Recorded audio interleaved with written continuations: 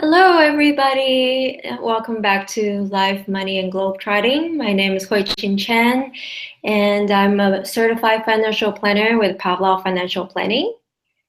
And I am Jody Harris, owner of World Tree Coaching. I'm a life coach and provide support services to expats. Yeah, so you might notice that our video looks slightly different today because we used to be on Blab before it went out of business just less than a month ago. So our last 4 episodes, you can see us side by side, and now we're not. You'll see us shifting back and forth on Hangout, and unfortunately, that's just how this format is going to be. But we get to go live on YouTube, which is pretty cool. Yeah, it is. Yeah. So today we're going to talk about celebrating failure. So the reason I thought about this topic is because I watched this video on Business Insider. It's an interview with this young lady who was a CEO of a startup, and she mentioned that her dad, when she was a kid, her dad will ask all the kids on dinner table, "What have you failed today?" Mm-hmm. And at first they would be like, I did this and did that, but no, the dad would say, no, what did you do and you failed? And it turns into a habit for the kids to actually it's like, oh, I did this and I failed miserably. They're actually, it's something that they're excited about. Right. So coming from a culture, I guess in Chinese culture where there is slightly more strict and asking for perfection, that is definitely something that I did not experience before. I thought it was really interesting, the idea of celebrating failure, and as really a character that will help us a lot in this globe-trotting lifestyle. So what do you think? I agree, absolutely. In fact, I saw that video when you posted it or shared it or whatever. I saw it and I really, really identified with it. Or now I can't even remember who originally shared it, but someone in our network shared it and I watched it and I thoroughly agreed. It was such a cool idea to help people or to remind people of the importance of failure. Personally, I'm not even sure I really believe, I don't believe failure is a bad thing. I think that there's something amazing in being in a situation where you can recognize, how you could have done something differently, and that failure is just the process of learning. Mm-hmm. And I think that's particularly true. There's no way, from the expat perspective, that we can go into every situation and a foreign culture and with a foreign language and not fail. Like, it's not even possible, because at the very least you're going to say something wrong, if the language is not your first language. So I love that idea, and I love the idea of kind of honoring expats, Mm-hmm. in their life, in the process of failure, and then learning from that failure, right? Yeah. So I guess one thing I really like to talk about today is, since probably most of it did not grow up with that kind of training, train ourselves to embrace failure. Mm-hmm. So what can we do? What are some practical tips that can help us, get to that point? I actually think about trying and failing as something positive. Mm-hmm. Mm-hmm. Well, and so from a financial perspective, what, when you're working with an expat client who's trying to get their finances in order, how do you keep failure in mind, or how do you help them understand what failure can look like as an expat? Okay. Yeah, I thought I was going to ask you something about you first. Oh, no. That's okay. I can go ahead and, it's, I thought about, this idea of creating a system that basically allow you to fail. Mm-hmm. So in a sense that you're celebrating the fact that you are going to fail and you really embrace that opportunity to fail. Mm-hmm. So one thing I think about that a lot of us are experiencing is you're really like expat spouses starting a business, right? Mm-hmm. I'm sure you experienced that yourself, like in a sense that it has less risk than, if our spouse does not have a job that allows us to start a business. But in a sense that, because we do not have the luxury of staying in one place and find a job, we find things that allow us to be engaged and actually try different things. But a lot of what we do really is failing all the time because, you don't have that good a support system. So you really have to sort of force yourself out there and try things and fail.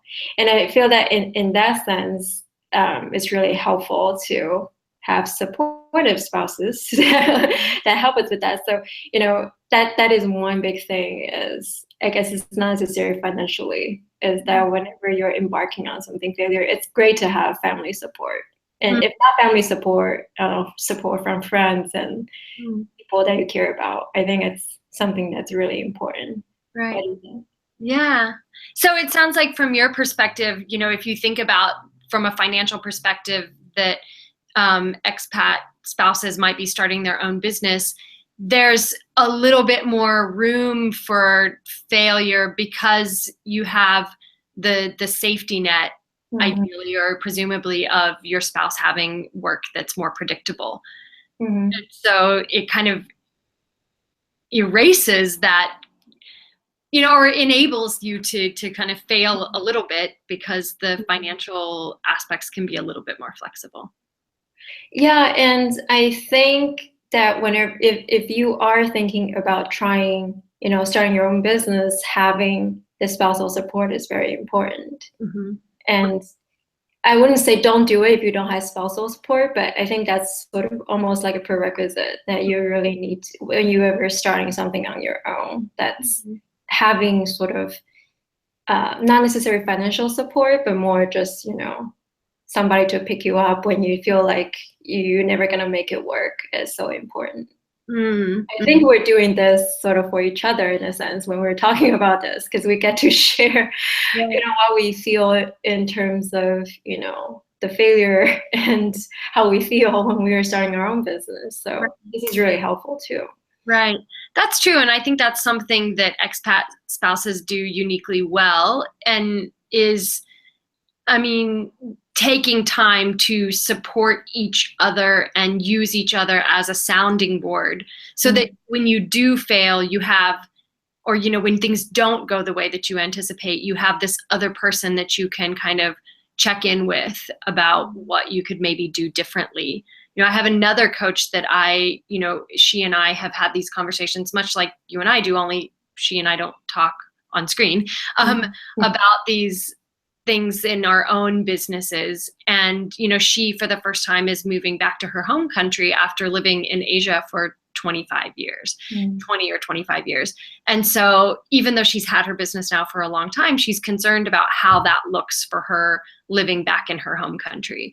And so having someone that knows you from the place you lived before and kind of helping you reflect on that helps you with the learning process, which is one of the most important parts of the whole failure experience.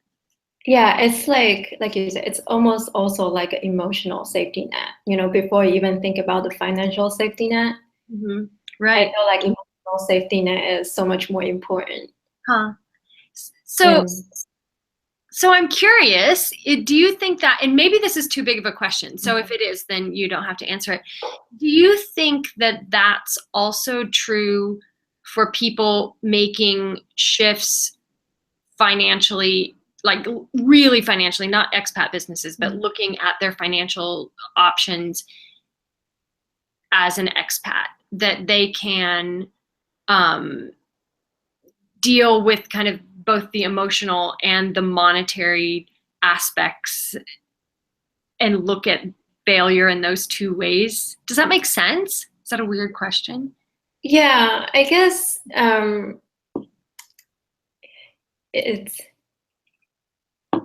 think what we talked about for the past 4 episodes, the whole reason we started this series because we recognize how interrelated your like emotional and your physical, I guess, more financially, like you're supporting your physical self, like how interconnected they are, and you really can't look at one thing without the other. So that's sort of why I mentioned, when you're looking at how to create a system to help you celebrate failure, one thing, before you're even looking at, if you have enough, other support, the first thing is having that emotional support from somebody. Right. Yeah. That's so true, isn't it? And Yeah. whether it's your spouse or your friends, but other people who have that similar experience and can, catch you in the moments when you fall.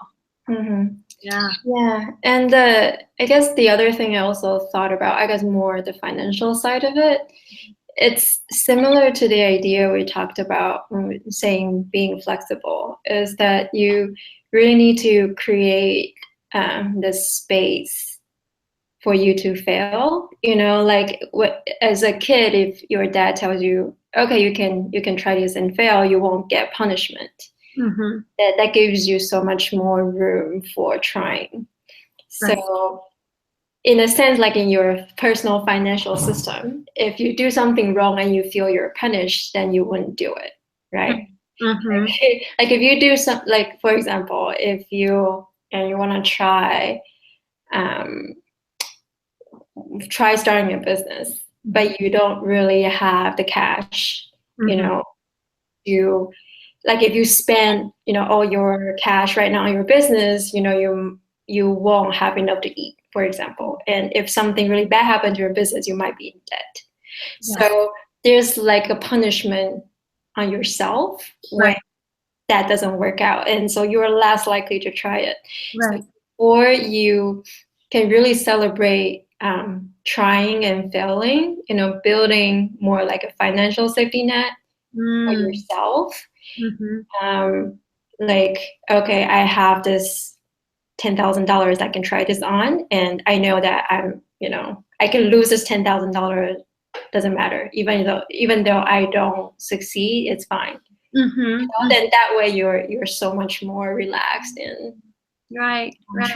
and failing, perhaps. I love that because it really gets to the heart of what I think is like one of the most important aspect of the way you work as a financial planner, because it's not just the interconnectedness of your personal life with your financial life and that they're all, the same thing, but that you have to cultivate a relationship with all of those things. So you have to cultivate a relationship with the people in your life so they can support you, because living life as an expat is not always easy. But you also have to cultivate a relationship with your own financial sense so that you know what risks you can take and what risks you can't, and how you can recover from risks. Yeah. It's hard. It's about building those relationships, which I think personally, I think it's one of the things that enables you to stand out as a financial planner, because the relationships are such a key to that. Thank you. Of course. No, it's really true. When I hear you say it, I'm like, that's so true, because it's really unique, I think, to the way that you work.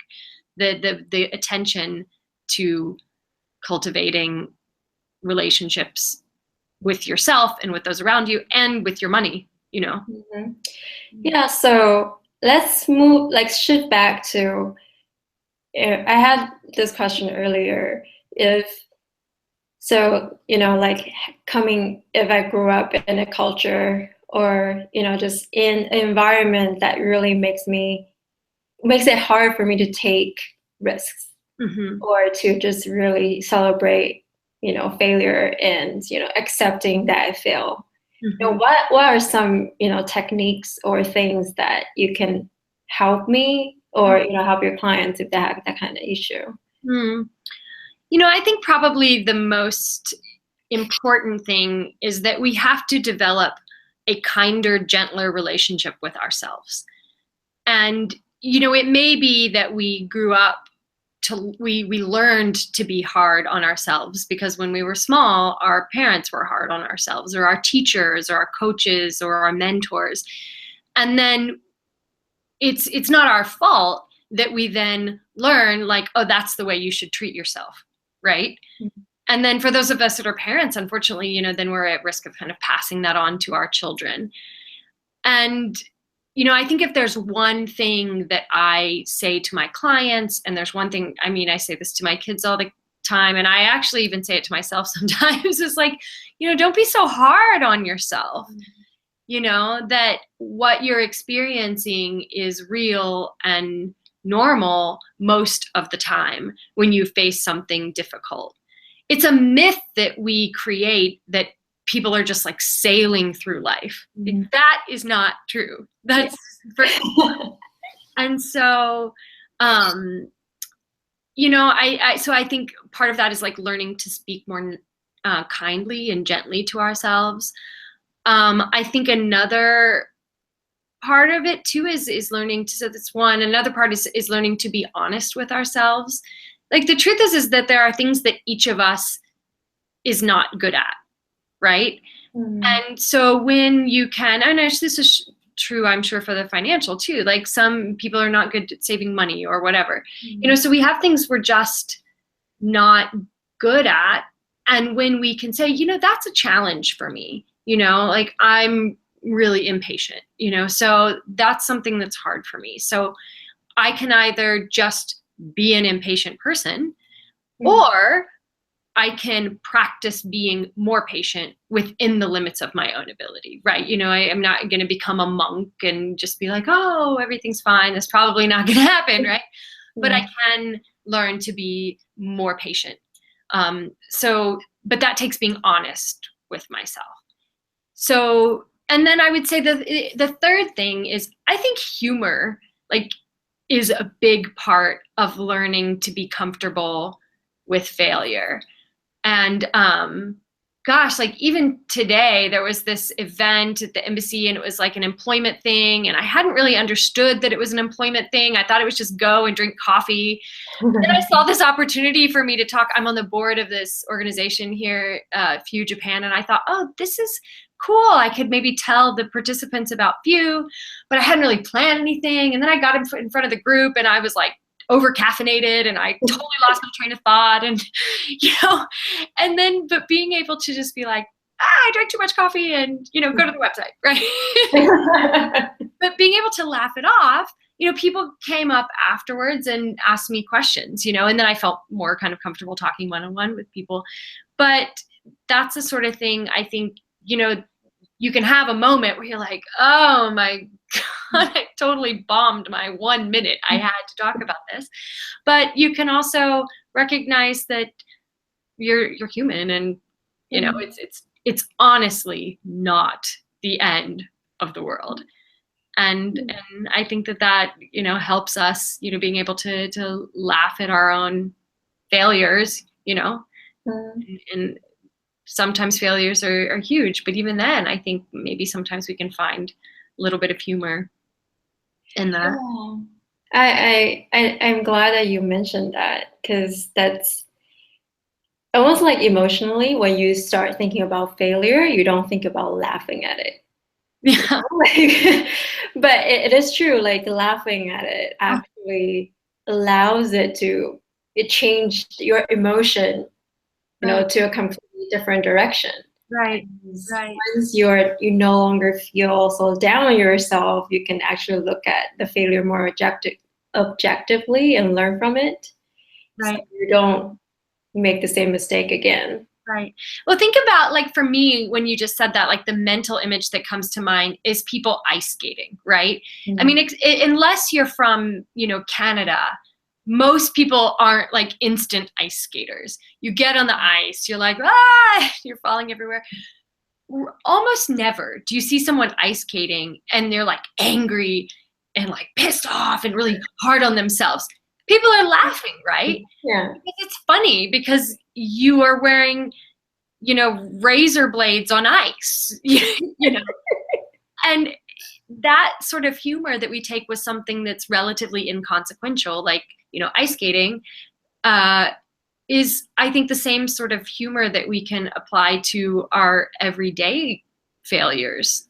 I mean, obviously some things are pretty big, but I still think that, being able to laugh at ourselves can't hurt. And most of the time we should laugh. Yeah. It's interesting that you mentioned that image of, ice skating. I don't know like how people learn ice skating, I guess in the US. Like, we do roller skating. Yeah.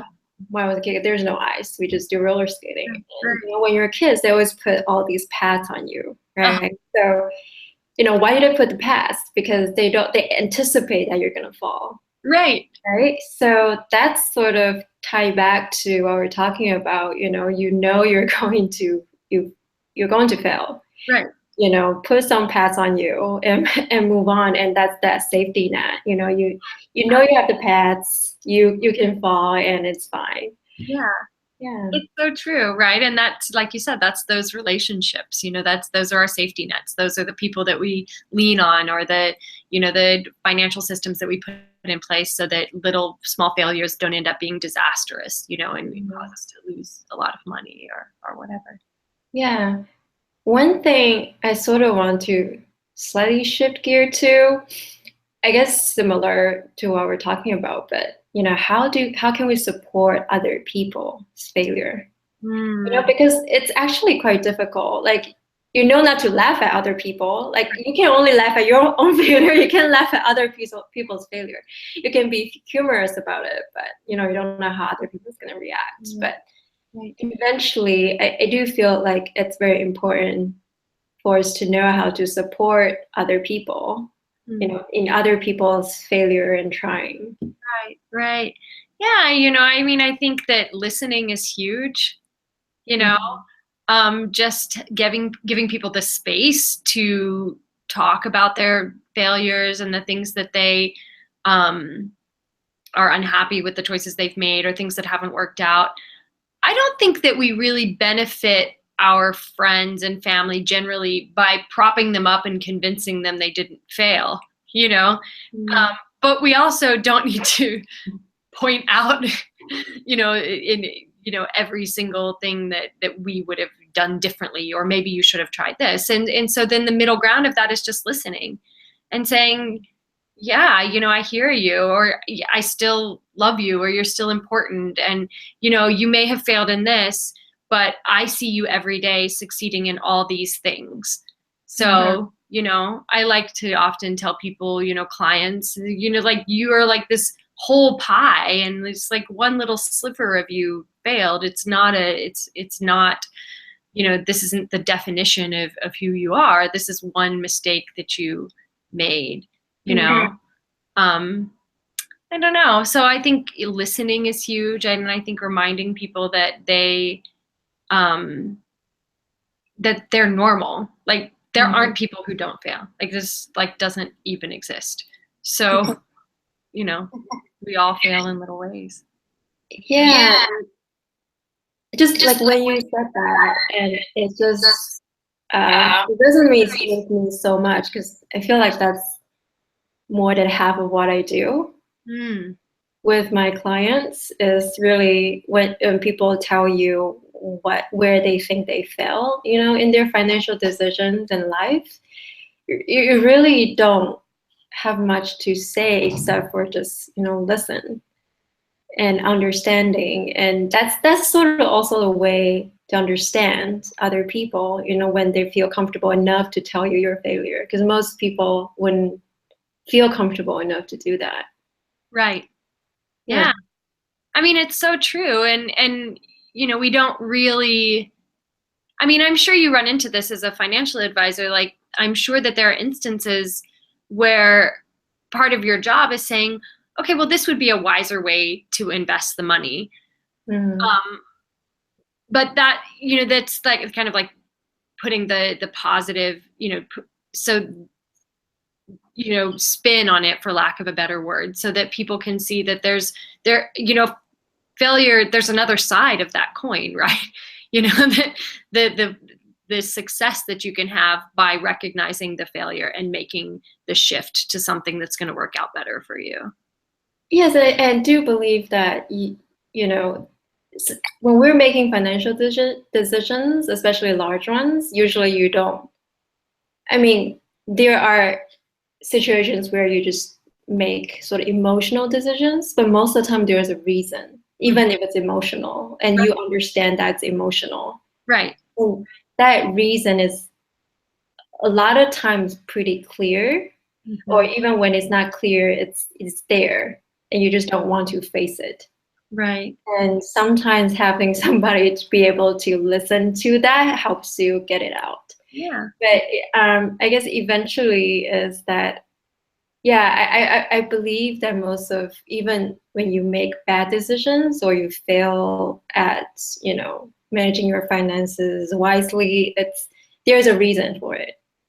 And if I can help you understand that reason, or help you at least get it out of your chest or head, it helps you move on to not necessarily correcting your past mistake, but just really just move on, so you learn better ways to do things. Right. Yeah, we both spend a lot of our time, I think, serving as sounding boards for people, because when our clients talk and and what they're talking about is out there, then, I mean, we work with smart people, right? And then they hear what they're saying and they're like, I think I could do this differently. And, maybe it makes our job easy, but that position of just being in a place of listening provides such an opportunity to grow from people recognizing their own failures and recognizing what they can do the next time to change it and do something differently. Yeah. And this also reminds me to be like that, not just in a work setting, but with, just with friends and people, and maybe my husband. Yeah, I feel like maybe it's because of our job is more like very explicitly helping people. So it's easier for us to get in that mode when we're working. And sometimes we pay more attention to our clients than people just in our lives. Yeah. Yeah.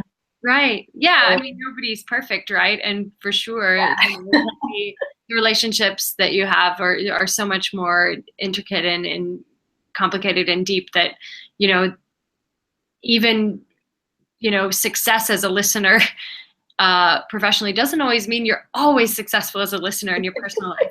So maybe that's a area of growth. Yeah. So we're celebrating the failure.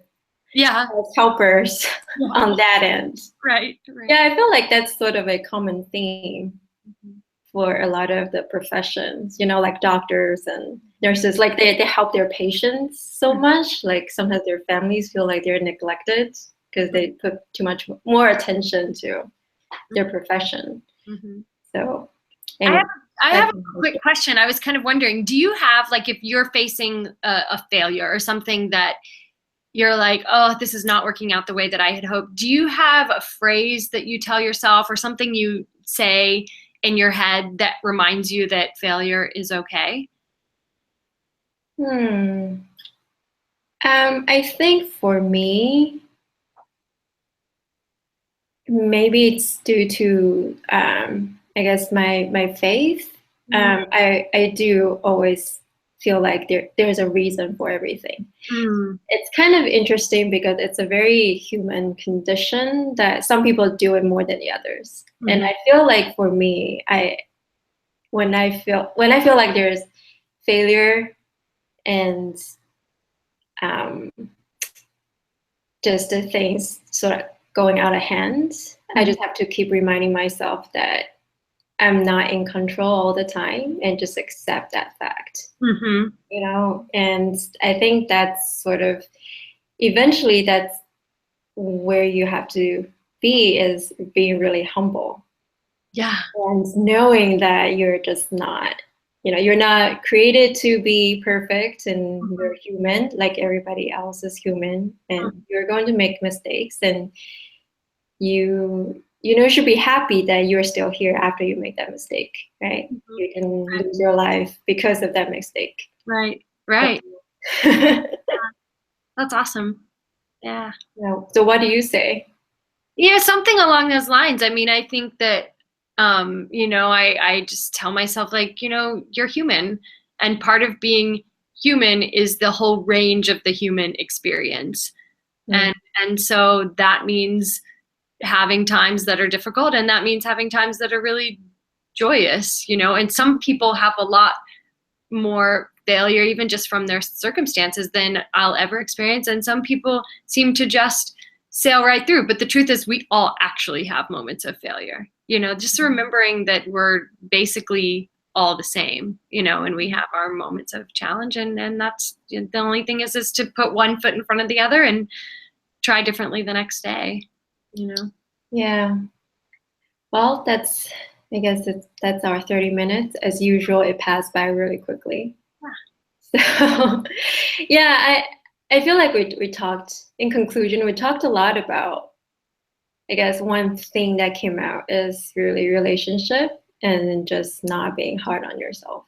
Yeah, absolutely. It's really fun to talk about failure, not to sweep it under the rug, but that was enjoyable to look at those things that we kind of avoid talking about and know that we actually have room to talk about them and that the conversations are worthwhile. Maybe we should find another topic that's sort of off limits usually so we can talk about it. All right. Well, so I'm glad that you joined us for the last 30 minutes. And we haven't decided our topic or where it's going to be really next week or next month or whenever the next one is, because we're just trying to figure out this whole technology thing. But yeah, but Jody will be deciding on topic next time. So if you have something you want us to talk about, send a note to Jody. Taboo, I'll think. All right. Well, yeah, so hope you enjoy the rest of your day or night, and we'll talk to you, or we'll be on air sometime in the future. Bye, everyone.